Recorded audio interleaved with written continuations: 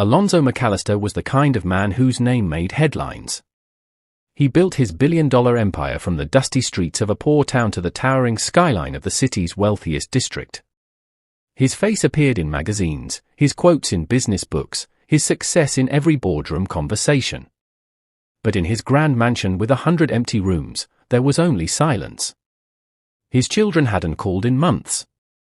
His wife passed away 10 years ago, and the love that once filled their home had vanished like smoke. Now in his late 70s, Alonzo sat alone at the dining table each night, food untouched, eyes staring into nothingness.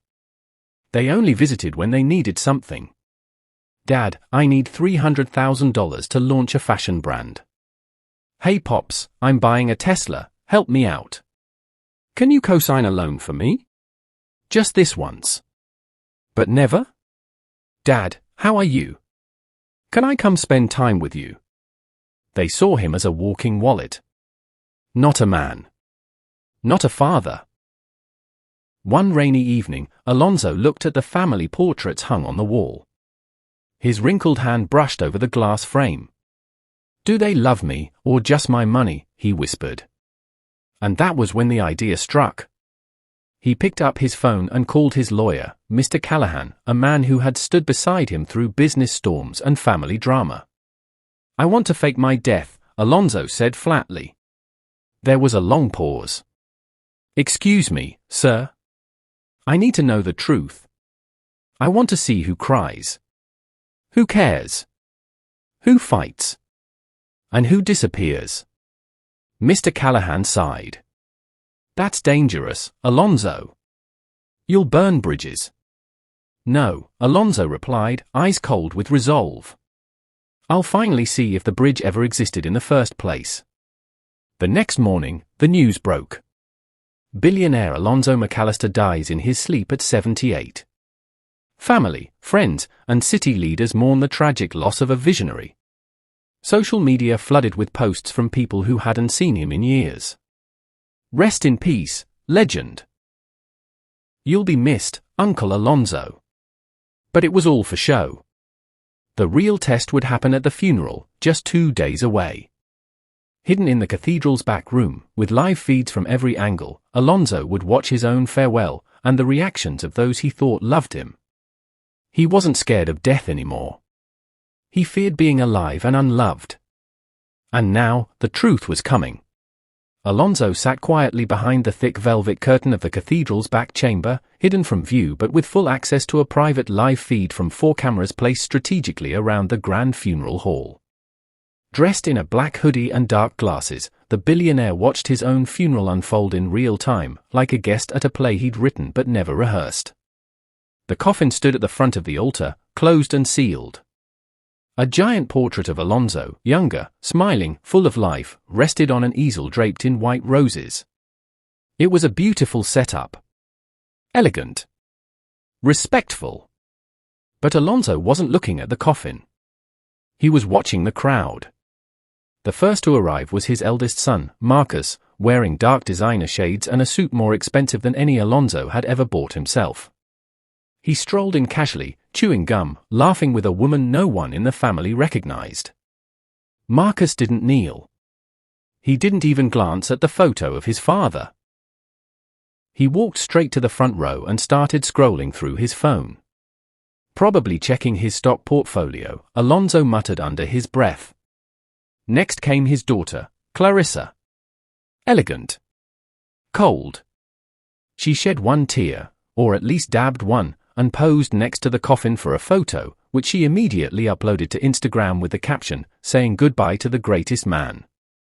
Alonzo clenched his fist. She hasn't called me in 6 months. More people arrived, business associates, neighbors, distant cousins. Some cried, but Alonzo could tell which ones were sincere. Others whispered at the back, trading rumors about the inheritance, speculating on who would get what. But the real heartbreak came when he saw someone not arrive. Liam. His youngest son. The only one who used to bring him coffee on Sundays. The only one who talked to him like a human being, not an ATM. Liam hadn't shown up. Alonzo's heart sank. Even you, Liam. Suddenly, from the back of the church, the grand oak doors creaked open. A man in jeans and a soaked hoodie stepped in, head bowed low, face barely visible. The guards moved toward him, ready to escort him out, but the man raised a hand. "Wait," he said, voice shaking. "I'm his son." It was Liam. He wasn't dressed in black, and he hadn't arrived in a luxury car. But his eyes were swollen red with grief. He walked slowly toward the coffin, knelt on both knees, and whispered something no one else could hear. The camera zoomed in. "I'm sorry, Dad," Liam whispered. "I should have come home more. I didn't want to see you fading. I wanted to remember you strong. But I loved you. I really did." Alonzo's eyes filled with tears. This wasn't the reaction of someone trying to impress a lawyer or secure a slice of the will. This was real. And just as quickly as Liam had come, he rose and walked away. No photo. No post. No performance. Just pain. But then the final blow came. And it wasn't from a child. It was from his lawyer. As the service ended, Mr. Callahan stepped up to the podium to deliver the official message from Alonzo's estate. "I've been instructed to read a letter from Mr. McAllister, written before his passing." The crowd hushed. Phones dropped. Heads turned. "To those who loved me, thank you. To those who used me, I hope you find what you're looking for. And to those who never really knew me at all, despite all I gave, I leave you with this. A man's worth is not in his wealth, but in the love he leaves behind. Goodbye." Dead silence. Clarissa turned pale. Marcus looked furious. And in the back room, the real Alonzo leaned back in his chair, face soaked with tears. He had seen enough. 2 days after the funeral, the family gathered at Alonzo McAllister's estate, a sprawling mansion on the outskirts of the city, now cold and quiet without his presence. The reading of the will. It was the moment everyone had secretly been waiting for. While they wore somber colors and forced long faces, beneath it all was a different kind of emotion. Greed. Marcus leaned back in the leather chair, fingers drumming impatiently on the table. Clarissa wore her sunglasses indoors, sipping wine like it was a casual brunch. Even some of the business associates had shown up, hopeful for a slice of the empire. But one person sat quietly in the corner. Liam.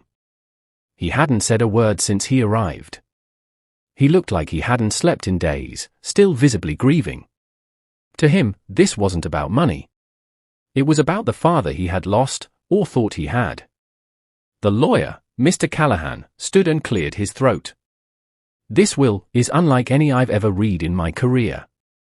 Mr. McAllister made several changes to it in the final days before his supposed passing. "What you hear today may surprise you." Everyone straightened up. To Marcus, Callahan read, "My eldest son. I leave nothing but my hope that you one day learn what it means to earn something with your own hands." A gasp swept across the room. Marcus jolted forward, mouth agape. To Clarissa, "My daughter, I leave only the memories you took pictures of, for they are the only moments you seem to care about." Clarissa's jaw tightened. "What the hell is this?" To my brother-in-law and former business partners. "I leave the satisfaction of not having to pretend anymore." Murmurs turned into whispers. Someone scoffed. But Mr. Callahan continued. To Liam, the only one who showed up not for what he could gain, but for what he had lost, I leave my entire estate, my company, and my legacy, because you are the only one who saw me as a man, not a machine. Liam's eyes widened. He looked around the room. Everyone was staring at him, not with admiration, but with disbelief, jealousy, rage. I don't want the money, Liam whispered. I just wanted him back. Callahan gave a small smile. That's exactly why you deserve it. Like and make sure to subscribe for part 2, because what happens next will shock you. Also comment part 2 in the comments.